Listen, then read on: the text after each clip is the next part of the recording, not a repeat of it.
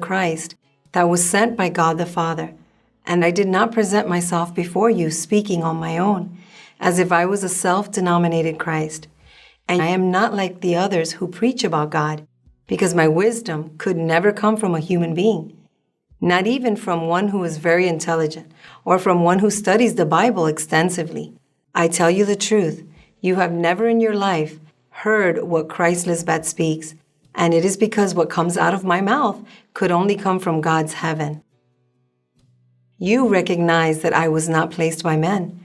No man or woman has taught me how to speak or how to preach, and it is because no human being can teach me what I speak, unlike all the others who have said or claimed to be sent from heaven, or that God predestined them to be pastors, or that they are the anointed of God. They are under the influence of Satan's lie, which has scattered men through the ages. All the men and women who are preachers and who supposedly teach others about God have had previous training from earthly men, and therefore are the offspring of their disobedient ancestors by doing what they did, not wanting to recognize God the Father and Mother as two in one. These bad men felt that God's knowledge is not worth taking into account. And that is why today their descendants repeat the same bad habits. They preach about God without having been sent by God the Father or by Christ.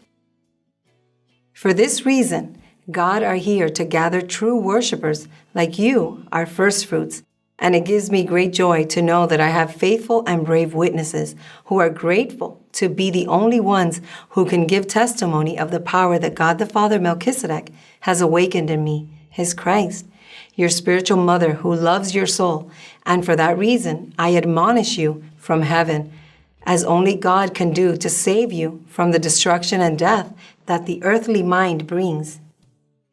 And you are my living witnesses, who have seen how in this new dispensation it is God the Father Melchizedek who has raised me from the dead. In other words, you are eyewitnesses that MelquisedecLisbet descended to the lowest parts of the earth, to then be exalted to the highest place by God the Father. And he gave me the name that is above all name, and that is why everything you ask for with reverent fear in my name to God the Father is given to you. Because God the Father wants every knee to bend in my name, and every tongue confess that I am the Lord. For this is the glory of God the Father.